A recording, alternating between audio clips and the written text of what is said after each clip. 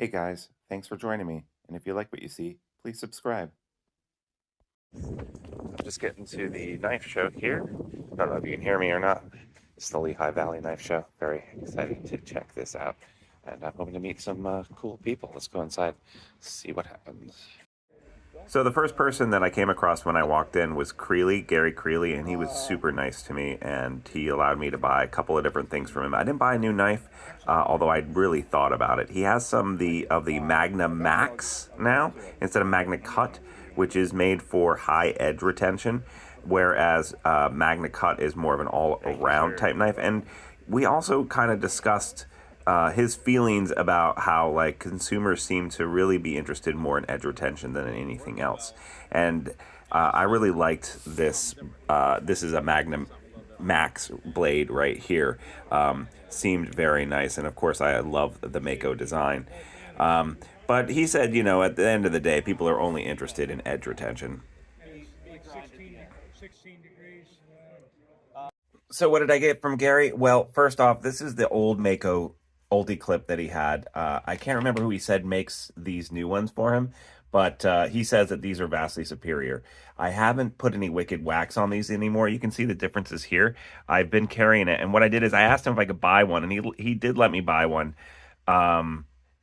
separately from a knife, and I'm using it for this little Canuck from Leishon, so it works perfectly for this knife too. Now the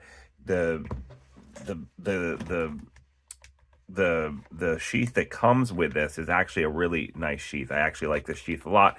I just prefer to carry my smaller knives as an in-pocket carry, and a larger knife on my belt, I'm going to be carrying something larger. So I was able to get this sheath, and this is really, really nice. I like this. And of course, I just got this sheath from, oh God, her name is Jenna or Jenny, Skin Bender. And I got this, and I'm currently using it for my ultralight bushcrafter. So I do like this type of leather sheath. If you're not going to have a Kydex sheath, that's the best thing. What else did I get from him? I also got some new scales, which I'm going to put on here in a minute, for my Mako. So I have these green ones here, which are original, and this is an OG Mako. So I wanted to try changing it up with this red and black G10 and see how that goes. So I was able to get that. And then lastly, the other thing I got from Gary was this brand new, and I haven't used it yet. This is his emulsion, diamond emulsion for strops. And he really sold me on this, and I'm definitely going to do a review and a video about this. But what's so cool about this is he comes in a pack of 3, so 6, 3, and 1. I believe it was kind of expensive. It was like $65 or something like that. This actually isn't made with a alcohol based, and it's not a sprayer either. So it's just a dropper, and you put a drop on the leather. And also, instead of using the alcohol as the mixture for the diamond emulsion, it uses a leather treater. So it conditions, or a leather conditioner. So it conditions the leather strop rather than eating away and destroying your strop eventually. Also, like these guys, the Gunny Juice, great, but this, when you push this button, the stuff squirts off, and half the time it just squirts straight off of your strop, I find. So having a dropper where you can just put the drop where you want it seems like a really cool idea. So I'm really stoked about trying this out too. So those are the 3 things I got from him. And besides that, it was just really nice meeting him and having a conversation with him, because I've always enjoyed his work and his content and stuff like that. So I'm going to talk about Gary, and then there's one other person I want to talk about too at this knife show. Another person I met was Brian Nadeau, from Sharp Eye Designs, and of course his knives are really expensive. I mean, the cheapest one he had on his table here, I think, was $700, $800. I could not afford them. They're sharp on both sides.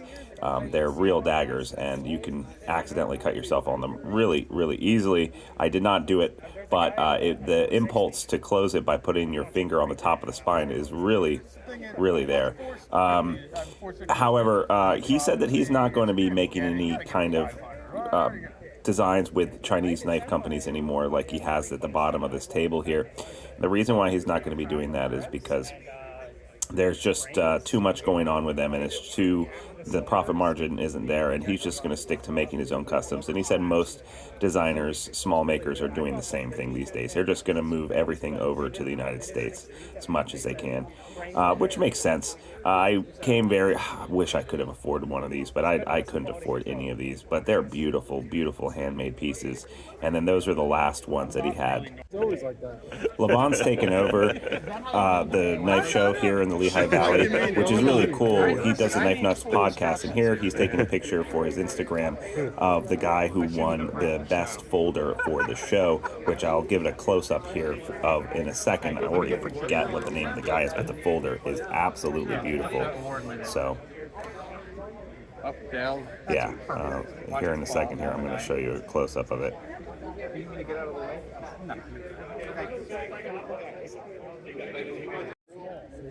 Aaron Bieber made this knife and won the folding knife of the show. Proportions are great. Also glows in the dark, but that Damascus is really nicely done, or Damascus, I should say. And it just flew open. The proportions were so killer. Really like this piece, and it was sold immediately. Production knives, So this guy's named Waxed Wing. I had never heard of him before, but I was really intrigued by his knives. Very close to me, his shop is in Pennsylvania, and I ended up buying one of them. I'm going to show you here in a minute, but basically that's the one that I ended up buying. But it's fairly cheap. What was it, 150 bucks or whatever that says right there, 160 bucks. Waxed Wing, this is the Aspen ABL. He treats it himself, and he covered it in titanium finish, and kind of like a DLC. I've been carrying around. These dimples are all done by hand.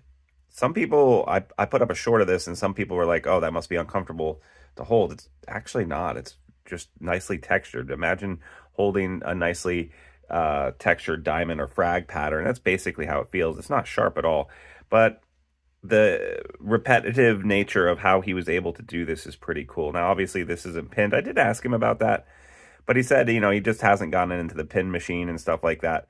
Very thin, though. I like the little jimping here, and it comes with this taco sheath. And I have been carrying an appendix carry, or actually, just on my belt, sideways.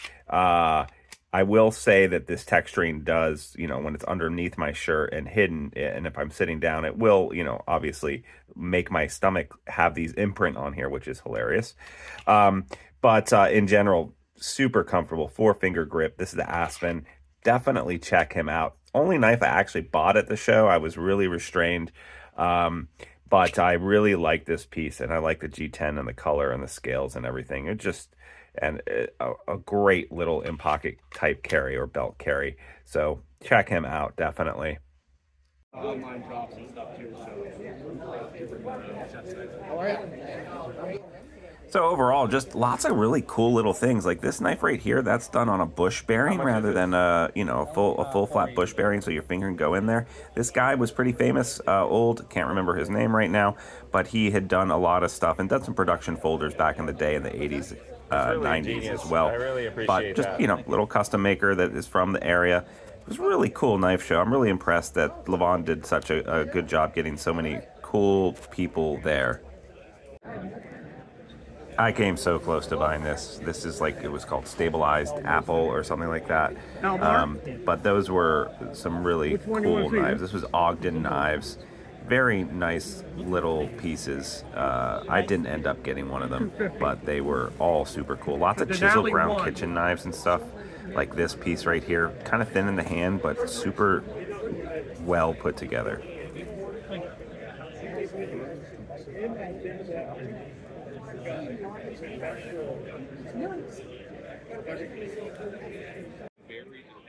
So overall, my impressions of the show were that it was a little overwhelming, honestly. When I first went in there, it was the size of 2 basketball courts, just stuffed with 4 aisles of tables.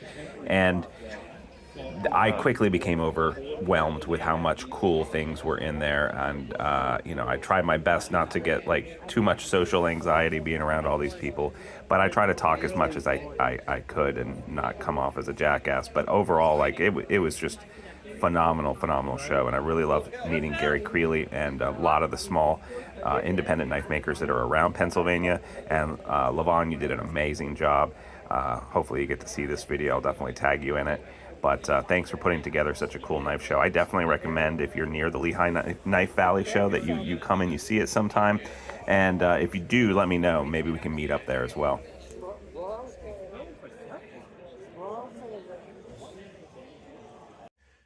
So that's what I have for you today, people. Thanks so much. I hope you liked, subscribed, and left a comment. Let me know what you think about this style of video. Not my usual fare. I obviously am a little awkward in those kind of situations, but I'm trying my best. And let me know what you think in the comments. I'd really appreciate any kind of comment from you guys. Again, thanks, Leavon. Thanks, Ogden. You were really fun to talk to. Leavon, you were really cool to talk to. John Hickey, I didn't show you your knives, but you were also very awesome. Evil Eyes, EDC, that was very cool. Steve Cutter, you were awesome to see there as well. And of course, Gary Creley. And then I'm forgetting your name from Waxed Wings, but I definitely recommend checking out his knives. They were very cool little fixed blades, the Aspen ABL, really reasonably priced for what they were. And I'm super stoked. Thanks again, Gary, for selling me one of these pocket sheaths without the knife. That was very kind of you. Thanks so much, people. I'll see you next time on Sharp Ends. Like, subscribe. Of course, we do our monthly giveaways. If you want to help support this content for $3 a month, you get a chance to win a knife of the month. All right, see you guys next time. Bye-bye now.